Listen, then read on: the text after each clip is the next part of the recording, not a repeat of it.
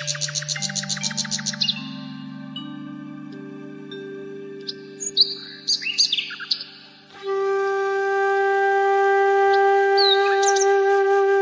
Friends, welcome to my channel gardening with Poonam and blogs. तो कैसे हैं फ्रेंड्स? आई होप अच्छे होंगे आप सब और अपने गार्डन में गार्डनिंग के काम में व्यस्त होंगे। तो देखिए दोस्तों, अब मैं आज आपको पता है कि अप्रैल का मंथ स्टार्ट हो चुका है और हमारे यहाँ तो अब गर्मी भी काफ़ी स्टार्ट हो चुकी है दोस्तों। तो अब हमें आज मैं जो आपसे बात करूँगी कि अब हमें अपने गार्डन में किन किन बातों का ख्याल करना है और उनको फॉलो भी करना है। तो उन्हीं कुछ पॉइंट्स 8-10 पॉइंट के बारे में मैं आपसे शेयर करने जा रही हूँ, जिसका आप अगर ख्याल रखेंगे दोस्तों तो आपके प्लांट्स गर्मियों में भी बहुत अच्छे बने रहेंगे आपके साथ।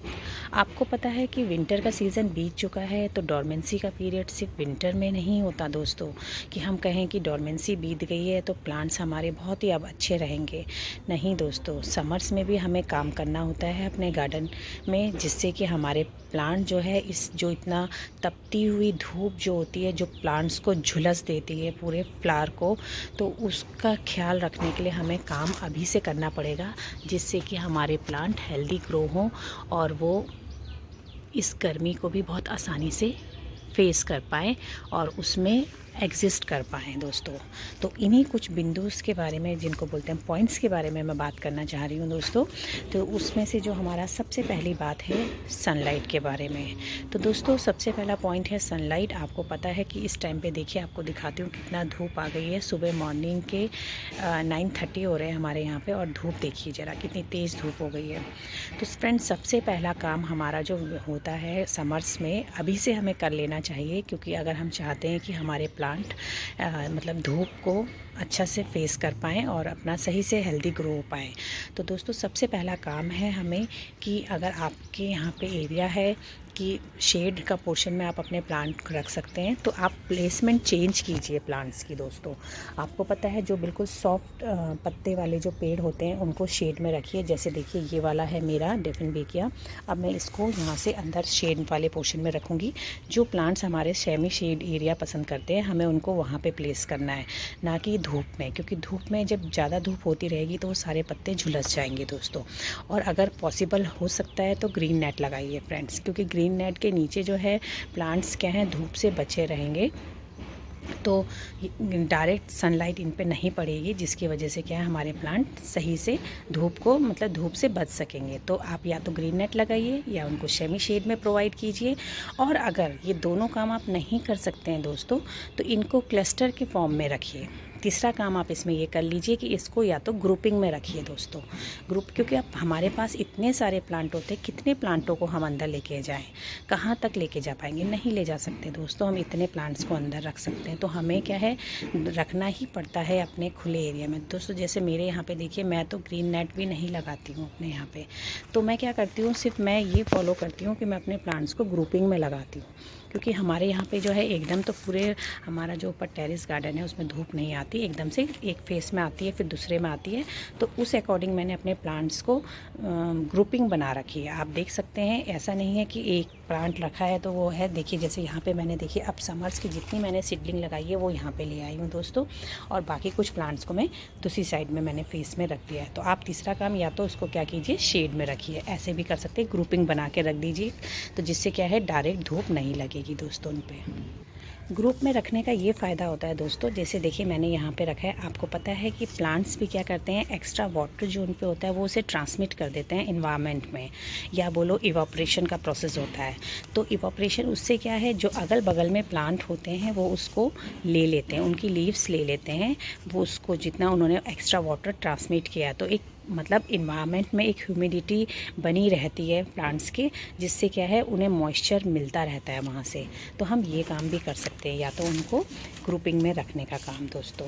नेक्स्ट आप यह क्या कर सकते हैं दोस्तों, जैसे आपको पता है कि आपके उसमें जो है समर का टाइम आ गया है, तो आप क्या कर सकते हैं, अपने गमलों में क्या करते हैं, थोड़ा स्पेस रखिए दोस्तों। जैसे आपको मैं दिखाती हूँ, ये गमला है मेरा, इसमें स्पेस रखिए नीचे से। स्पेस रखने से क्या फ़ायदा होगा दोस्तों, स्पेस रहेगा नीचे, तो आप अगर इसमें पानी डालेंगे तो वो पानी क्या है, इतना स्पेस तक वो पानी फिल हो जाएगा, तो प्लांट में एकदम से नीचे पानी चला जाएगा, नीचे तक जाएगा, जड़ें अच्छे से भीग पाएंगे।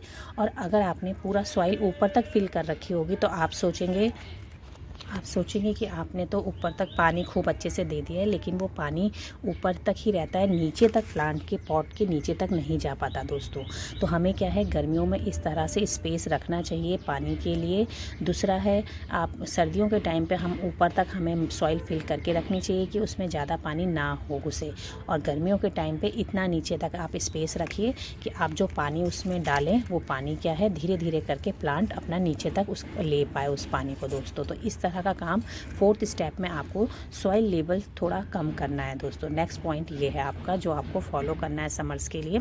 और दूसरी चीज़ फ्रेंड्स, अगर माना आप पानी तो डाल रहे हैं फुल करके, लेकिन आपका जो ड्रेनेज से पानी, एक्स्ट्रा पानी निकल जा रहा है, पानी थोड़ा सा भी नहीं ठहर रहा है गमले के अंदर, तो भी आपके उसमें क्या है, एक्स्ट्रा मिनरल्स हैं, आप जो उस प्लांट को दे रहे हैं वो भी पानी के ज़रिए सारे नीचे चले जाएंगे। तो आपको जो इसका होल है, नीचे का जो ड्रेनेज होल होता है, उसको चेक करना है कि एक्स्ट्रा वाटर भी तो नहीं निकल रहा है, कि आप पानी डाल रहे हो, क्योंकि हम सॉइल जो बनाते हैं वो वेल ड्रेन सॉइल बनाते हैं दोस्तों। और अगर आप वेल ड्रेन सॉइल रहेगी और उसमें हम क्या है, पानी डालेंगे और पानी एकदम से नीचे से निकल जाएगा, तो उस प्लांट में तो वो पानी उसे मिला ही नहीं, बहुत देर तक वो प्लांट में पानी नहीं रहेगा।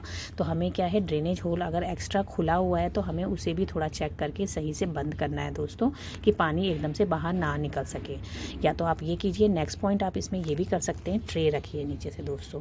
ट्रे रखेंगे, ट्रे रखने से ये फ़ायदा होगा कि जो भी पानी एक्स्ट्रा इस गमले से नीचे जाएगा तो आपका उस ट्रे में कलेक्ट हो जाएगा। ट्रे में कलेक्ट होगा तो प्लांट जिस अकॉर्डिंग उसे रिक्वायरमेंट होगी वो पानी को ऊपर को लेता रहेगा दोस्तों। तो आप ट्रे भी रख सकते हैं। तो आपका जो 5th पॉइंट में हम बोल सकते हैं कि आप ट्रे भी इसमें रखिए। ट्रे रखने का भी बहुत फ़ायदा है, क्योंकि ट्रे ज़रूरी होती है प्लांट्स के लिए रखने के लिए। ट्रे से क्या है, पानी वो जितना भी उन्हें एक्स्ट्रा वाटर चाहिए होता है अपने अकॉर्डिंग वो लेते रहते हैं फ्रेंड्स। नेक्स्ट पॉइंट हम बात करें दोस्तों, तो आपको पता है फर्टिलाइज़र तो हम लोग समर्स का दे चुके हैं, फरवरी और मार्च के टाइम तक। हम ये जो फर्टिलाइज़र, जो सॉलिड फूड होता है प्लांट का, जो हम साल भर में 2 बार देते हैं अपने प्लांट्स को, एक हम समर्स में फरवरी के टाइम पे देते हैं दोस्तों, एक हम लोग जो हैं सितंबर के टाइम में, सितंबर अक्टूबर के टाइम में देते हैं। तो ये जो है फरवरी वाला फर्टिलाइज़र है वो हम दे चुके हैं सॉलिड फॉर्म में। तो अब जो हमें आगे फर्टिलाइज़र देना है अपने प्लांट्स को, वो ज़्यादातर लिक्विड फॉर्म में देना है फ्रेंड्स। तो लिक्विड फॉर्म में भी आप लोग फर्टिलाइज़र अलग अलग बना सकते हो।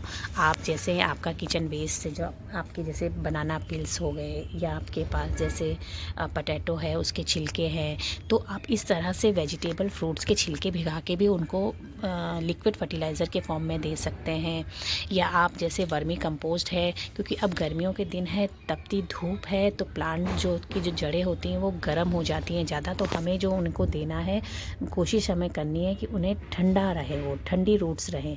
तो उसके लिए हमें ठंडी खाद जो बना के देनी है, तो सबसे बेस्ट होती है वर्मी कंपोस्ट, या तो आप काउ डंग मैन्योर होती है, उसको 1 या 2 दिन भिगा के रखिए और उसको दीजिए।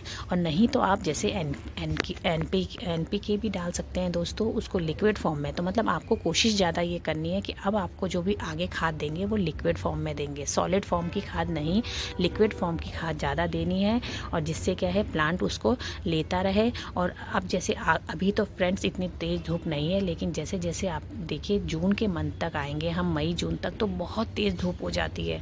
तो प्लांट को उस टाइम पे प्लांट अपनी ग्रोथ रोक देता है दोस्तों।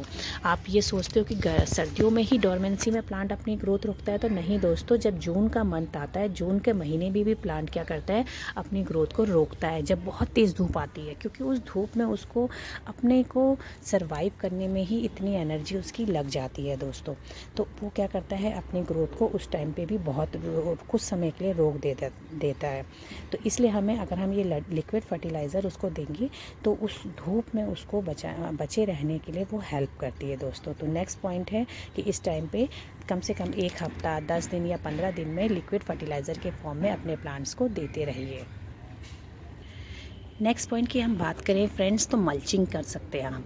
देखिए अभी तो आपको पता है धूप इतनी तेज़ नहीं है, लेकिन आगे आगे जो है एरिया वाइज डिपेंड करता है कि आप किस एरिया में रहते हो दोस्तों। तो एरिया वाइज जो है धूप का इफ़ेक्ट भी ज़्यादा कम होता रहता है दोस्तों। तो आप क्या कर सकते हो, प्लांट्स के नीचे मल्चिंग कर सकते हो। मल्चिंग क्या होता है दोस्तों, जैसे आप सूखे हुए पत्ते रख सकते हो नीचे अपने प्लांट्स की, यहाँ पे जैसे जड़ें हैं, सूखे हुए पत्ते रख दीजिए, जिससे क्या है कि आप उसमें डायरेक्ट जो ये धूप है वो यहाँ पे ना पड़े, उनकी जड़ों में, उन पत्तों के ऊपर पड़े। तो पानी डालें तो वो पानी भी एकदम से इवोपरेट ना हो और जो मॉइस्चर है प्लांट के उसमें बना रहे।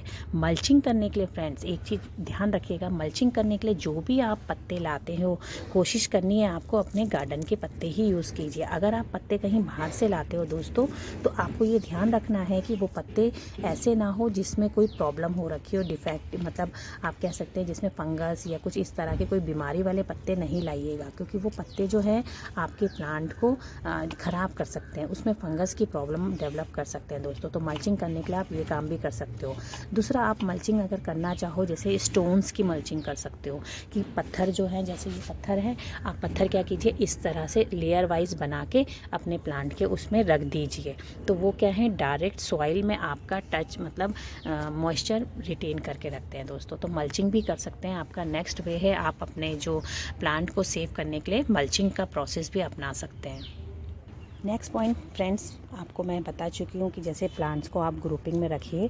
ग्रुप में रखने से क्या होता है कि आपका प्लांट जो है उसमें धूप का इफ़ेक्ट थोड़ा कम होता है, वाटर का ट्रांसमिशन से क्या एक दूसरे में प्लांट एक दूसरे से लेते रहते हैं। और जो पानी की नेक्स्ट पॉइंट अब हम बात करें दोस्तों, तो पानी जो सबसे मोस्ट इम्पॉर्टेंट है। आपको सर्दियों में मैं हमेशा बोलती हूँ कि सुबह के वक्त पानी डालिए, क्योंकि सुबह के वक्त जो पानी होता है वो मतलब प्लांट्स दिन भर धूप पड़ने की वजह से क्या है वो प्लांट इवोपरेट कर देते हैं एक्स्ट्रा वाटर, तो फंगस नहीं लगता। तो उसी तरह जो अगर हम गर्मियों की बात करें दोस्तों, तो गर्मियों में देखिए अभी तो इतना है कि हम एक टाइम पानी डाल रही हूँ मैं तो जैसे 1 टाइम डालती हूँ शाम के वक्त, लेकिन अब धीरे धीरे करके आपको पता है कि धूप बढ़ती जाएगी, तो आप 2 बार पानी भी डालना पड़ सकता है आपको। तो सबसे सुबह के वक्त का फ्रेंड ये बेस्ट रहता है कि आप क्या करिए, वाटर का स्प्रे वाला पानी उन पे दीजिए, पानी का जैसे फुहारे से हम देते हैं, मतलब सॉइल को नहीं दीजिए ज़्यादा, बाहर से ऊपर स्प्रे कीजिए। और जो शाम का टाइम होता है, इवनिंग का टाइम, उस टाइम पे आप सॉइल को पानी दीजिए, क्योंकि सॉइल को आप इवनिंग के टाइम में पानी देंगे तो वो जो जड़ें हैं वो नेक्स्ट डे की धूप को फेस करने के लिए बिल्कुल तैयार होंगी पानी एब्जॉर्व करके। तो आप शाम के टाइम में जो अच्छा पानी जो प्लांट को देना है वो नाइट के वक्त में, शाम के वक्त में दीजिए, जिससे क्या है कि वो अगले दिन के लिए जो ये तपती धूप उस पर पड़े तो वो उसको फेस कर सके। तो अभी तो एक ही टाइम पानी का टाइम है, लेकिन आगे आगे जब 2 टाइम पानी जो आपको 2 बार देने की नौबत आएगी दोस्तों, तो शाम के टाइम आप अच्छा पानी दीजिए प्लांट को। सुबह के कंपैरिजन सुबह ओनली क्या कीजिए, प्लांट के ऊपर मिस्टिंग कीजिए कि वो जितनी धूल मट्टी है सब साफ़ हो जाए, क्योंकि गर्मियों में डस्ट भी आता है दोस्तों। नेक्स्ट अगर हम बात करें, जैसे देखिए आप लोगों के पास भी इस तरह के अडेनियम है, तो अब अडेनियम को आप भी क्या कीजिए फ्रेंड्स, बाहर रखिए और पूरी फुल सनलाइट में इसे प्लेस कीजिए और पानी भी दीजिए। जैसे हम सर्दियों में पानी अवॉइड कर देते हैं थोड़ा, लेकिन अब फ्रूटिंग का टाइम होता है, इनका फ्लावरिंग का टाइम है दोस्तों, तो हमें क्या है इसको पानी प्रॉपर देना है। देखिए मेरे इसमें तो फ्लावरिंग भी स्टार्ट हो गई है, नई नई देखिए आने लग गए हैं, और उसमें क्या कहते हैं कलियाँ भी बनने लगी है, आप देख सकते हैं। इसमें भी देखिए दोस्तों मेरी नई नई देखिए स्टेम्स आने लग गई है, तो हो सकता है कि मेरा ये प्लांट सेफ है, बच गया है दोस्तों। तो आप भी ये काम कीजिए, ये काम ज़रूरी है। और यही सब अप्रैल के जो वर्क हैं फ्रेंड, ये फॉलो कीजिए आप भी, तो आप देखेंगे कि आपके जो प्लांट हैं वो कितने हेल्दी ग्रो होंगे और समर्स में भी वो सारी परेशानियों को फेस कर पाएंगे। तो चलिए दोस्तों, मिलते हैं आपसे फिर से इसी तरह की एक और इन्फॉर्मेटिव वीडियो के साथ। तो अगर आप मेरे चैनल में न्यू हैं तो प्लीज़ मेरे चैनल को सब्सक्राइब कीजिएगा विद बेल आइकन, और पुराने फ्रेंड है तो आपको सब कुछ पता ही है फ्रेंड्स। चलिए फिर मिलूँगी आपसे एक नई वीडियो के साथ, नई इन्फॉर्मेशन के साथ। Till then bye friends.